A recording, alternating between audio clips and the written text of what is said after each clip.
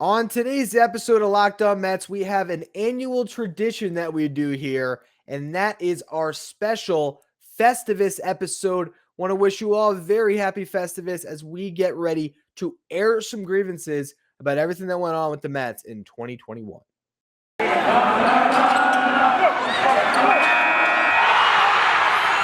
are Locked On Mets, your daily New York Mets podcast. Part of the Locked On Podcast Network, your team every day.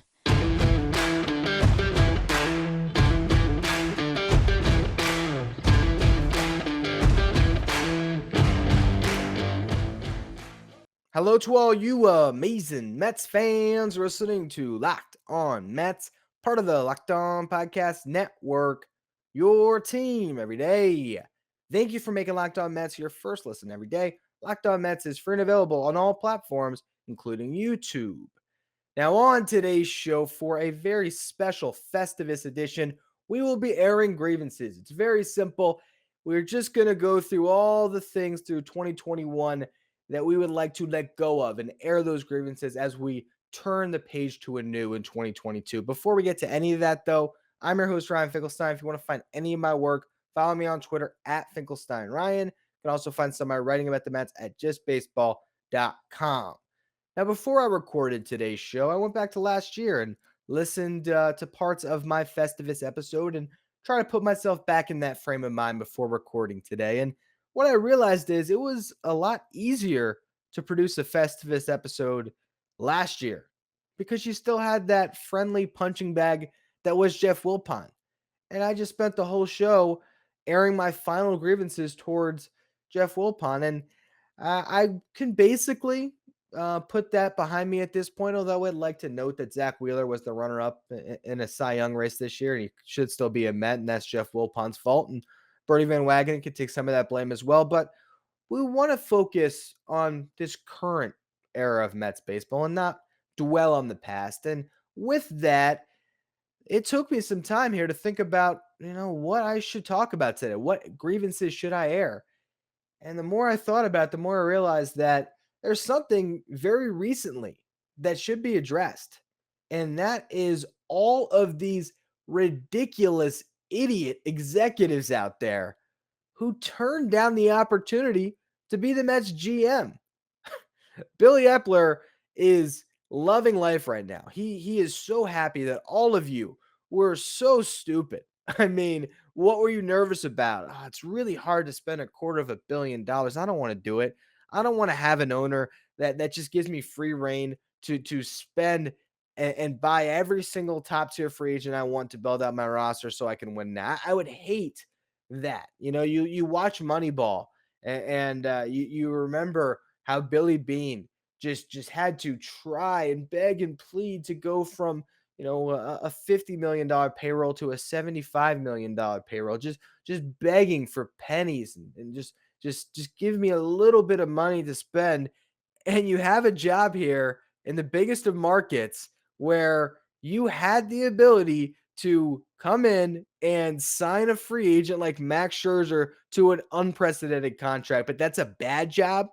You're happy where you are as an assistant GM instead of taking this Mets job. So I just want to, for one last time, just call these guys out by name and really just air my final grievances to everyone who just turned down the Mets, because all of you clearly made a mistake. So we'll start with Gene Afterman, Matt Arnold, Raquel Ferreira, Scott Harris, Theo Epstein, and Billy Beane. That was a pipe dream for a little bit. That didn't end up happening. Michael Gersh, Peter Bendix, Daniel Adler. I don't know what happened there. A frog jumped in my throat or something. Anyway, there is just even more names than that if you really wanted to dig, but that was the 10 most prominent that I found, remembering all of these different executives and making it such a sideshow too, that this was a process where the Mets had to get dragged through the mud again because none of you wanted to take a golden opportunity that was put at your feet. Here you go. Here's your opportunity to run a team and spend like crazy and have a chance to win a World Series every year. Yeah, horrible job. So sorry that none of you accepted it. And while I am on the people that spurned the Mets when it came to this free agent window and first hiring of an executive, and then you got into free agency, I do want to take a minute to air some grievances towards some former Mets pitchers, Noah Syndergaard and Steven Matz. Look, um, on another day, I'll continue to root for you. On another day, I will accept your decision, and I have accepted their decision to pitch for the Cardinals and the Angels. But on Festivus, I'd like to point out that it would have been nice for a Noah Syndergaard or a Steven Matz to be part of this team that's going to be good. For another homegrown guy, I know Syndergaard was a trade, but still almost homegrown. It would have been nice to see another one of those pitchers from the 2015 Mets get a chance to pitch in this rotation. Steven Matz would have been a nice fifth starter for this team, and instead he wanted to go to St. Louis, and maybe that did piss off Steve Cohen to the point that he spent like crazy. But I don't really think that those two things are connected the same way some others do. I just think that Steven Matz decided to go to St. Louis because it's a better situation for him. And I think in retrospect, he made a mistake. Could have pitched in front of Francisco Lindor on a team that had Starling Marte, Brandon Nimmo, and Mark Canha in the outfield, Pete Alonso, Eduardo Escobar, Jeff McNeil. It's a good lineup. He could have been, at the back end of a rotation with Max Scherzer and Jacob deGrom. Pretty big mistake for Steven in that sense. And for Noah, I mean, what? You got an extra 1.25 or whatever it was, an extra couple $1,000,000. You could have been on a team that's going to really make noise this year. The Angels really going to be that good? I don't know. But there was that whole window. And really, the grievance I'm airing is for, I guess, what was it? I'm trying to think. Probably like November 1st through like the 25th or something, the 21st. So I don't know when the free agent spending started to get crazy. If we go back to Eduardo Escobar,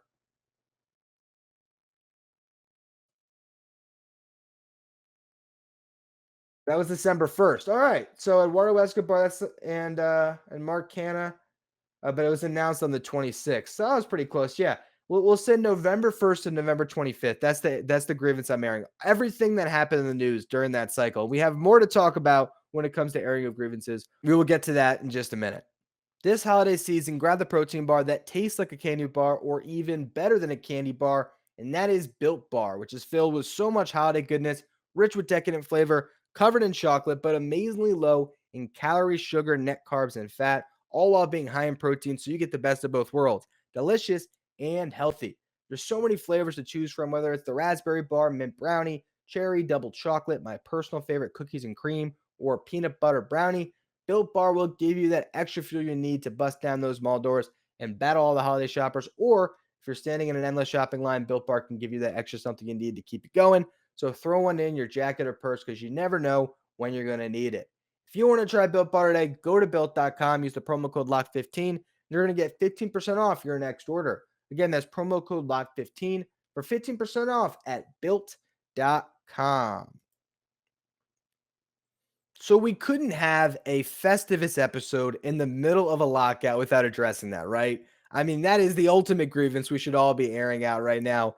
Major League Baseball with this lockout, it's currently not of utmost concern. We're going to get through the holidays. We all knew no deal was going to happen before that.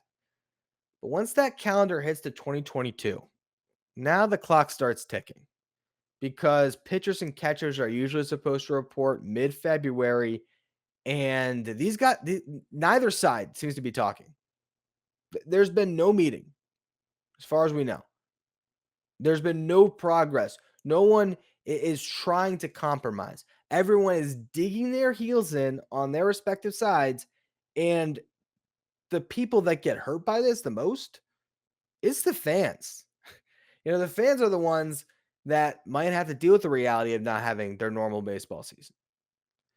When the season starts again, the players are going to get their money. The owners are going to get their money. The fans are going to get those games back. If you're a Mets fan that has been waiting for a season like this for so many years, I mean, I can't even think of the last time there was this much hype going into a Mets season. And we know last year, the Mets were big players. They traded for Lindor. They got Carrasco. They were supposed to be a really good team. But it wasn't a Max Scherzer addition when you still had a Lindor on the roster. This wasn't going out and hiring the new manager, and you have the new GM, and you have this new roster, and all of us just want to see the Mets play 162 games. And this lockout is really concerning, especially because the one time that they met, the owners flew out to see the MLBPA and gave them 7 minutes. That's a segment on this show. 7 minutes to get your point across, to actually hear out both sides. It was just to save face, I guess, but whose face are you saving when you only go for 7 minutes? You're not accomplishing anything. And that is actually the thing that really frustrates me about all of this. It's not even that there's a lockout. It's not even what they're fighting over. It's the petty BS. That's what it is. This pettiness. The fact that there wasn't a universal DH this past year, because that was a bargaining chip that Major League Baseball wanted to hold on to. Like, really? That's what makes the difference between you getting the percentage of money that you want, as opposed to, the players getting their side of it. Because really that's what it's all about. It's all about money. It's about the players wanting to get closer to a 50-50 split on all the revenue that's made. I mean, the NBA has that, but Major League Baseball, of course, the owners don't want to give up any bit of the pie that they're already enjoying. And so you had this fight over money, and then they try to frame it as a fight over a DH or expanded playoffs or all these other things. It's about how much money do the players get out of that huge check that Major League Baseball will cash in on an expanded playoff. It's those conversations. That's what's really going on. But instead, you get paid this lip service about a universal DH or extra inning rule. And when it came to this past season, we all saw the universal DH was coming in 2020. We watched it. We saw it play out. The game was better, made sense. Let's not see pitchers who can't hit a lick get, 3 at bats a game anymore.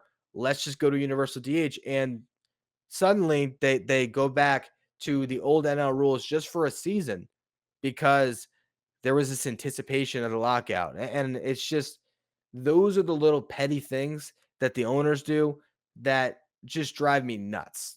And from a Mets perspective, Jacob deGrom is getting hurt as a hitter this year. What he did was awesome. And actually, while we're on that, another grievance to air, the fact that he didn't win the Silver Slugger is still ridiculous. You can find my podcast on that, as well as Francisco Lindor not winning the Gold Glove. They both got snubbed. Speaking of Major League Baseball, their award system has coaches voting for who should win the Gold Glove and the Silver Slugger. And I don't know what the coaches were watching, but Jacob deGrom not getting a Silver Slugger was a crime, because it was his one chance to be awarded for what was going to be a really unprecedented, remarkable season. And as we turn the page towards 2022, and as we celebrate Festivus, that will be my final grievance. That will be my final grievance that I will discuss in just a minute. The fact that the baseball gods had to mess with Jacob deGrom's health in a year where he was unstoppable. BetOnline has you covered all season with more props, odds, and lines than ever before as the football season continues to march towards the playoffs. BetOnline remains your number one spot for all the sports action this season. Head to their new updated desktop or mobile website to sign up today and receive your 50% welcome bonus on your first deposit just by using the promo code Locked On. From basketball, football, NHL, boxing, and UFC, right to your favorite Vegas casino games, don't wait to take advantage of all the amazing offers available for the 2021 season. BetOnline is the fastest and easiest way to bet on all your favorite sports. Bet online, where the game starts. All right, so we are going to close the show today and close our airing of grievances on the biggest crime of 2021, and that was the fact that Jacob deGrom didn't get to finish that season. I feel like the Mets have gone through enough. Okay? Not only has this fan base and this franchise been tortured for the past 30 years, 35 years at this point, since 86. I don't know. Maybe that 86 team made a deal with the devil, and to have the greatest run of all time, the greatest season of all time, this franchise had to be cursed ever since. But some of these injuries that happen are just so frustrating. And David Wright, for example, just the other day had his 39th birthday. Enjoyed that. I think it was this past week here. And I was shocked to find out that Robinson Cano is 60 days older than David Wright. And you feel like David Wright's already in his 40s because he's been out of the game for a couple years now and hasn't been a full member of the Mets since before 2015. That was the last time he was healthy. And then he had to retire. And that was a Hall of Fame career cut short. And it's extremely frustrating. And I think that previous injury, that previous set of circumstances has rubbed off on Mets fans to the point where when Jacob deGrom goes out, you immediately go to worst case scenario, especially because you also saw Yoenis Cespedes, fall into a ditch, getting chased by a wild boar, breaking both of his ankles, and all the crazy stuff that happened with him. I mean, even this season, David Peterson's on the IL with was an oblique, and he breaks his foot just walking around. It's just so many crazy things. Didn't Jerry Blevins once trip over a curb or something? Regardless, this past season, what Jacob deGrom was doing, I mean, it's like you always think, okay, we've seen the best of deGrom, 2018. This guy can't get any better, can he? 2019. Well, okay, I guess he could get a little bit better or at least maintain it. 2020, he comes out and you're like, wait a minute, is he just going to throw 101 all the time now? And it was a shortened season, so you didn't get to enjoy it fully. And then you finally get a chance to in 2021, where Jacob deGrom was that guy from 2020. He was throwing 101 every other pitch and just completely overpowering people. And offensively, he's driving in runs, he's scoring runs. The Mets are winning whenever he's on the mound. He's got him in first place. He's, in my opinion, the front runner for MVP. Everything was falling in line for Jacob deGrom to put together the type of season where his Hall of Fame plaque, it could have been engraved after 2021.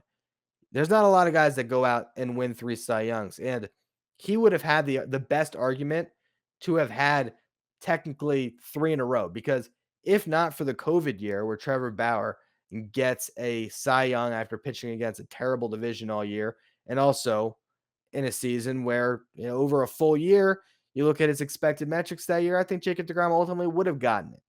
So there would have been that chance where Jacob deGrom could have won, if not 3 in a row, maybe 4 in a row.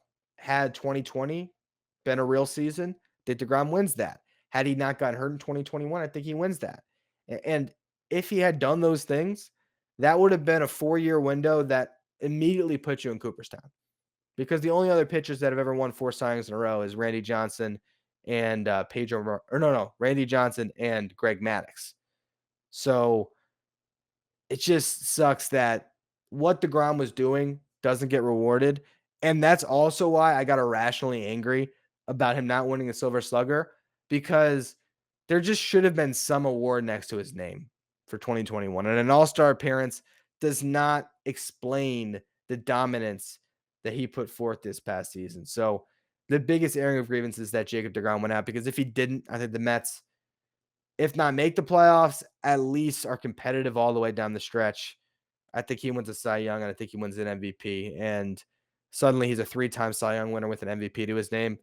That alone, probably Cooperstown worthy. I still think he gets there, but just a very rough year when it came to Jacob deGrom. And hopefully, as we close the book on 2021 and head to 2022, Jacob deGrom can give the Mets a healthy season alongside Max Scherzer, and maybe there'll be nothing to talk about for Festivus next year. Anyway, that's going to be all for today's edition of Locked On Mets. This will be the last show of the week, so Merry Christmas to all of you. Hope you all have a happy holidays. Enjoy time with your family. Enjoy relaxation, some time off of work.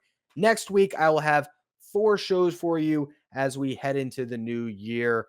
As always, thank you for listening. Make sure you follow, rate, and review wherever you get your podcast. Make sure you follow me on Twitter at Finkelstein Ryan. Follow the show at Locked On Mets. Thank you for making Locked On Mets your first listen every day. Now, for your second listen, check out Locked On Bets, hosted by your boy Q and handicapping expert Lee Sterling. Get daily picks, blowout specials, wrong team favorite picks, and Lee Sterling's lock of the day by following Locked On Bets wherever you get podcasts.